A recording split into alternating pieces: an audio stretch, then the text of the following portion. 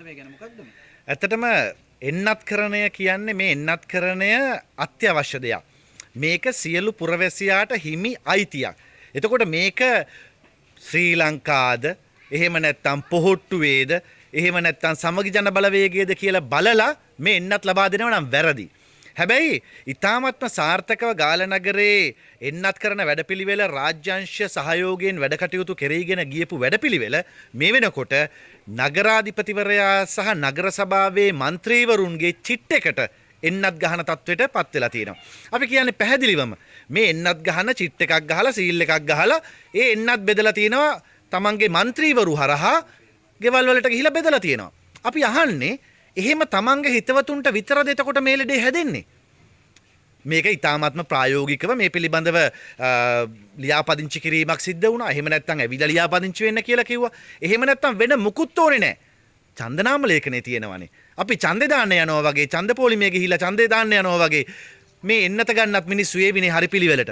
හැබැයි එහෙම කරන්නේ නැතුව මේ එන්නත්කරණය දේශපාලනීකරණය කරලා ඒකෙනුත් ලකුණු දාගන්න.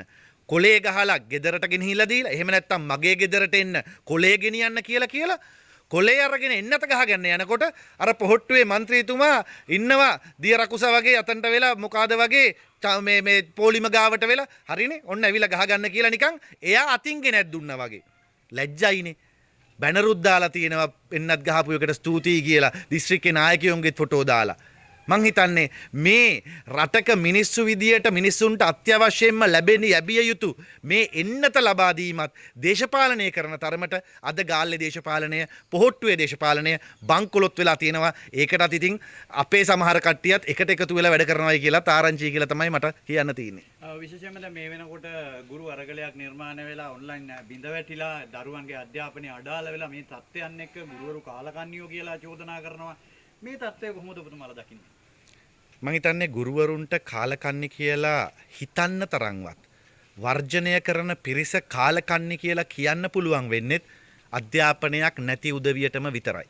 හරි අධ්‍යාපනයක් ලැබුණා නම් හරි අධ්‍යාපනයක් ලබාගෙන තිබුණා නම් ගුරුවරුන්ට කවදාවත් කාලකන්ණි කියලා කියන්නේ නැහැ. මේ ගුරුවරු උද්ඝෝෂණය කරන්නේ මේ ගුරුවරු වර්ජනය කරන්නේ තමන්ගේ වැටුප ලබා ගන්න තමන්ගේ පහසුකම් ලබා ගන්නම විතරක් නෙවෙයි. ඒ ගුරුවරුන්ට තියෙන වෘත්තීය අයිතිවාසිකම් වෙනුවෙන් ඒ වෘත්තියට ගරුත්වය වෙනුවෙන් ඒ විතරක් නෙවෙයි වෘත්තීය අයිතිවාසිකම් වෙනුවෙන් පෙනී හිටපු වෘත්තීය සමිති නායකයෝ රජයේ නියමිත රාජ්‍ය නීති සම්ප්‍රදායෙන් එහාට ගිහිල්ලා නිරෝධායනය කරලා තිරිකුණාමලේ කඳවුරු වලට ගිහින් දාලා දේශපාලන හිරාඩස්සියකට ගෙනihin දාලා තියෙනවනම් ගුරුවරු විදියට කල්පනා කරන්න වෙනවා අපේ වෘත්තීය සමිති නායකයන්ට මෙහෙම කරලා තියෙනවනම් අපි ඇයි ක්‍රියාත්මක නොවෙන්නේ කියන කාරණාව. මොකද ආණ්ඩුව හැමවිස්සම හිතාගෙන ඉන්නවා තමන්ට විරුද්ධව අදහස් ප්‍රකාශ කරන අය, තමන්ට විරුද්ධව මත ප්‍රකාශ කරන අය මොන ක්‍රමයකට හරි මර්ධනය කරන්න. එක්ක හිරේ විලංගුවේ දාන්න, එහෙම නැත්නම් නිරෝධායන කඳුරට යවන්න, එහෙම නැත්නම් මඩ ගහන්න. මේ මොන හරි ක්‍රමයකට තමන්ට විරුද්ධ වෙන විරුද්ධවාදීන් මර්ධනය කරන්න ආණ්ඩුව උත්සාහ කරනවා. අපි ආණ්ඩුවට කියනවා මේ දරුවන්ට මේ කරන විනාශේ, දරුවන්ගේ අධ්‍යාපනය නැති කරලා මේ ආණ්ඩුව කරන විනාශේ තමන්ට ඡන්ද දීපු ගාල දිස්ත්‍රික්කයේ ගත්තොත් 25000ක් තැපැල් ඡන්ද හම්බ වුණේ ඔය පොහොට්ටුවට. ඒ අයට තමයි මේ කාලකන්ණි කියලා කියන්නේ ගුරුවරුන්ට. එතනින් වැඩි සාතිශය බහුතරයක් ගුරුවරු. ඒ ගුරුවරුන්ට තමයි කාලකන්ණි කියලා කියන්නේ. යහපාලනෙන් 10000ක් පඩිත් වැඩි කරලා දුන්නට කෘතවේදීත්වයේ තමයි 25000ක් ඡන්දෙ දුන්නේ පොහොට්ටුවට. ගෝඨාභය රාජපක්ෂ මහත්තයාට. හැබැයි අවසානයේදී කාලකන්ණි කියලා අහගත්තේ මේ ගුරු පරපුර. අපි ඒ ගුරුවරුන්ට වැරද්දක් කියන්නේ නැහැ. හැබැයි ඒ දරුවන්ගේ අධ්‍යාපනය නැති කරපු ගුරුවරුන්ට කාලකන්ණි කියන්න පුළුවන්. ඔන්ලයින් අධ්‍යාපනය තනි ගුරුවරයෙකුට කරන්න පුළුවන් කියන අම්මන කතා කියන අපේ අමුණුගම මිත්‍රයාට අපි සියලු දෙනාටම කියන්නේ තමුන්නාන්සලා වැඩේ වරද්ද ගත්තා. මේ නරකම තැනට ගැහුවේ. දරුවන්ගේ අධ්‍යාපනයට ගැහුවා. දරුවන්ගේ අධ්‍යාපනය ලබා දෙන ගුරු මව්වරු, ගුරු පියවරු, ගුරු දෙවිවරුන්ට කාලකන්ණි කියලා තමුන්නාන්සලා හැඳින්නුවා. ඒකම තමයි තමුන්නාන්සලාගේ අවසානයේ මුල වෙන්නේ කියන එක මම මේ වෙලාවේ මතක් කරනවා විතරක් නෙවෙයි. මේ පටන් ගත්තු ගමන මේ ගුරු කම්කරු සියලු දෙනා එකට එකතු කරගෙන මේ ආණ්ඩුව ගෙදර යවනකම් මේ පටන් ගත්තු උද්ඝෝෂණ ව්‍යාපාරය විතරක් නෙවෙයි මේ ජන අරගලය ඉස්සරහට සියලු ඒකාබද්ධ විපක්ෂයන් එකතු වෙලා ඉස්සරහට යනවා. තමුන්නාන්සලාට අපිව හිරගෙවල් වල දාලා අපිව මඩ ගහලා වටන්න අපිව මේ කටවල් වහන්න තමුන්නාන්සලාට ඉඩ හම්බෙන්නේ නැහැ කියන එක අපි මේ වෙලාවේ සඳහන් කරනවා. විශේෂයෙන් පොහොර ගැටලුව සහ ජනතාව දැඩි අසීරුවට ලක් වෙලා ඉන්නේ උන්ට පොහොර නැමැති තත්ත්වයන් මේ සියලු කාරණා එක. නමුත් දැන් මේ වෙනකොට බැසිල් රාජපක්ෂ මුදල් අමාත්‍යවරයාගේ ආගමනයත් එක්ක යම් බලාපොරොත්තුවක් නිර්මාණය වෙලා තියෙනවා ඇත කියලා ඇතැම් අය කියනවා. ඔබතුමාලා මොකද මේ කොහොමද මේක දකින්නේ?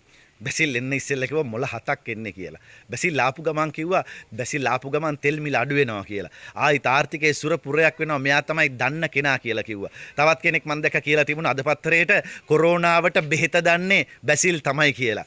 ඉතින් මේවා දැක්කහම අපිට hina වෙන තැන කොහෙද කියලා තමයි පොඩ්ඩක් හොයලා බලන්න ඕන මේ වලට කොහෙන්ද hina වෙන්නේ කියලා. දැන් අද තවත් කෙනෙක් කියනවා නෑ බැසිල් මහත්තයා එනකොට අපිට හම්බ වුණේ හිස් භාණ්ඩාගාරයක් කියලා. බැසිල් මහත්තයාට භාණ්ඩාගාරය හිස් කරලා දුන්නේ අපිද?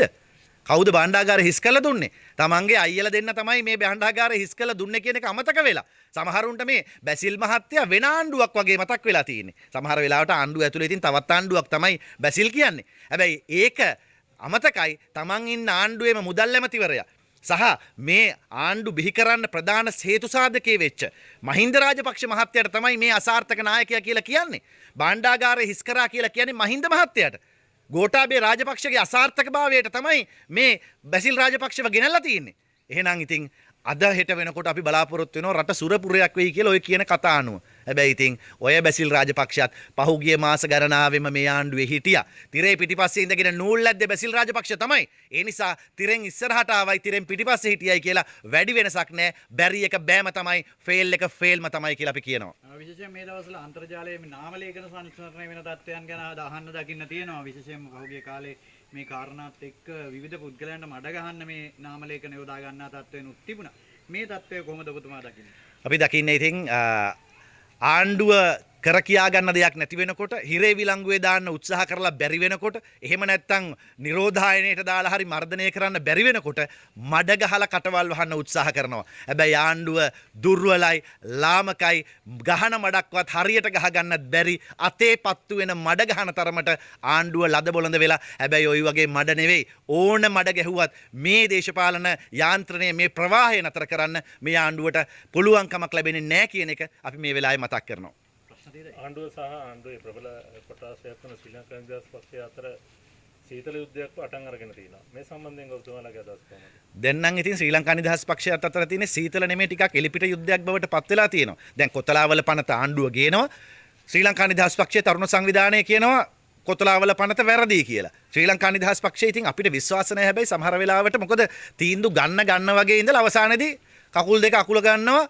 මොකද බලයට තියෙන කෑදරකමට. අපි කියන්නේ ශ්‍රී ලංකා නිදහස් පක්ෂයට බලයට කෑදරකම අමතක කරලා කොන්ද කෙලින් තියාගෙන මේ පරණ ශ්‍රී ලංකා නිදහස් පක්ෂයේ විදියට පරණේ SWRD බණ්ඩාරනායක මහත්තයලා ගොඩනගපු ශ්‍රී ලංකා නිදහස් පක්ෂයේ හයිය තියාගෙන ඔය නැවෙන්නේ නැතුව එහෙට මෙහෙට කොන්ද කෙලින් තියාගෙන තීන්දුවක් අරගෙන එළියට බහින්න ආණ්ඩුවෙක්. එළියට බහැලා ආණ්ඩුවට පෙන්නන්න තමුන්නාන්සලත් එක්ක තමයි මේ ආණ්ඩුව හැදුවේ. තමුන්නාන්සලා පුළුවන් නම් තනියෙන් කරගන්න කියලා ඒ කොන්ද කෙලින් තියාගෙන එළියට බහින්න. ඒක කරන්න කැමති නැහැ මේ ඇමතිකම් වලට තියෙන පෙරේතකම් නිසා. ඕක ඉතින් අපි ඉතිහාසයේ දැක්කා. ඉතිහාසයේ සිද්ධි අවස්ථාවලදී එන්නම් කියලා ඉන්නවා, එළියට බහින්නම් කියලා ඉන්නවා, අන්තිමට එළියට බහින්නේ නැහැ. එහෙම කොන්දක් නැහැ. එහෙම කොන්දක් ඇතුව මේ ප්‍රජාතන්ත්‍රවාදය වෙනුවෙන් රටේ දරුවන්ගේ අධ්‍යාපනය වෙනුවෙන්වත් අඩු ගන්න එළියට බහින්න. ඉස්සෙල්ලා කිව්වා 20 වෙනි සංශෝධනයේ වෙලාවෙ එළියට බහිනවා කියලා. ද්විත්ව පුරවැසිභාවය ගැන කතා කරා. හැබැයි කට වහගත්තා. ඊට පස්සේ පෝට් සිටි පනත වෙලාවෙ එළියට බහිනවා කියලා කිව්වා. විවේචනය කරා. හැබැයි කට වහගෙන ආයෙත් හිටියා. අපි කියන්නේ දැන්වත් කොන්ද පන තියෙනවා නම් එළියට බහැලා මේ ආණ්ඩුවේ දුර්දාන්ත වැඩපිළිවෙලට විරුද්ධව ජනතාවත් එක්ක හිටගන්න කියලා අපි ශ්‍රී ලංකා නිදහස් පක්ෂයෙන් ඉල්ලනවා. විමල් වීරවංශලාගේ නිහඬ පිළිබඳව ඔබතුමාගේ අදහස කොහොමද? විමල් වීරවංශ මන්ත්‍රීතුමාලට ඇමතිතුමාලටත් වෙලා තියෙන්නේ බලය තියාගන්නවද මේ අන්තිම වෙලාවේ තව අවුරුද්දක් දෙකක් ඇමතිකමේ ඉන්නවද නැද්ද කියලා තීන්දුව කිරීමක් විතරයි තියෙන්නේ උන්ට. එහෙම නැත්නම් මේ වෙනකොට විමල් වීරවංශලා ගම්මන් පිළලට බෙදන්න ඕන හැන්දෙන් දැන් මේ ආණ්ඩුවේ කණ්ඩායම බෙදලා ඉවරයි. හැබැයි ඉතින් කරන්න දෙයක් නැතිකමට ඇමතිකම ඕන වරප්‍රසාද ඕන. ඒ නිසා ආණ්ඩුවට වෙලා අර කුක්කෝ වගේ බලාගෙන ඉන්නවා. එහෙම නැතුව කොන්දක් පණ තියෙනවා නම් අපි කාටත් කියන්නේ මතවාද වෙනුවෙන් පෙනී ඉන්න. තමන්ගේ හරි මතවාදය වෙනුවෙන් ජනතාව වෙනුවෙන් පෙනී හිටින්න බැරි නම් ඔය දේශපාලන ඇමතිකම් වල ඇති වැඩක් නැහැ. මිනිස්සු වෙනුවෙන් පෙනී සිටීම වෙලාවෙන් ඕන වෙලාවක එළියට බහින්න සූදානම් වෙන්න ඕනේ. ඒක තමයි ජනතාවාදී නායකයෙක්ගේ ලක්ෂණය. ඒක කරන්න බැරි නම් ඉතිහාසයේ කතා කරපු ජාතිකත්වයන් ඉතිහාසයේ කතා කරපු මේ ආදරේ රටට ආදරේකම් සියල්ල බොරුවක්, ප්‍රෝඩාවක්, දේශපාලනික රැවටීමක් විතරයි කියන එක තමයි අපිට කියන්න තියෙන්නේ. දැන් මේ එන්නත්කරණය ගැන කතා කරද්දී ඇහුවා මේ එන්නත්කරණයේදී මේ වෙනකොට මේ රටේ මිනිස්සු කොරෝනා නිසා 3500කට ආසන්න පිරිසක් මේ වෙනකොට මියදිලා තියෙනවා. මේ මියදිච්ච පිරිසගෙන් වයස අවුරුදු 60ට වැඩි අය තමයි සාතිශය බහුතරය. හැබැයි ආණ්ඩුවක් විදියට මොකද කරේ? ආණ්ඩුවක් විදියට 60ට වැඩි අයට එන්නත් ගැහුවේ නෑ මුලින්ම. දැන් තමයි 60ට වැඩි අයට එන්නත් ගහන්න කල්පනා කරේ. හැබැයි මුලින්ම ආණ්ඩුව 60ට වැඩි අයට එන්නත් ගහුවා නම් මේ 3000 ගාණක් මිනිස්සු මැරෙන්නේ නෑ. මේකෙන් භාගයක් බේරගන්න තිබුණා. ආණ්ඩුව මුලින්ම 60ට වැඩි අය වැඩි හිටියෝ තම තමන් ඕන වෙලාවට ගිහිල්ලා එන්නත් ගහගෙන ඇති. ඔය කියන එක නායකයෙක්වත් එන්නත් ගහන ඒවා ෆොටෝ එකක්වත් නැහැ. වෙන රටවල් වල රාජ්‍ය නායකයෝ එන්නත් ගහන එක ෆොටෝ තිබුණා. ඔය ලංකාවේ වෙන වෙන රජපෞල් වලයි වෙන වෙන නායකයෝ වෙන ජනාධිපතිවරු අගමැතිවරු එන්නත් ගහන එකේ ෆොටෝ දැම්මා. කොහොමේ අපේ රාජපක්ෂ පවුලේ අය එන්නත් ගහනවා ෆොටෝ දාන්න නැත්තේ ඇයි?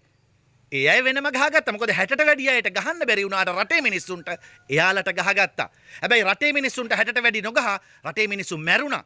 මේ 60ට වැඩි මිනිස්සු මහ විශාල සංඛ්‍යාවක් මියදීම සම්බන්ධයෙන් මේ කොරෝනා පාලනය නොකිරීමත් එක්කම මේ එන්නත හරියාකාරව කළමනාකරණය නොකිරීම නිසා මොවුන් මේ ජීවිතවලටත් වග කියන්න ඕනේ කියලයි මගේ අදහස.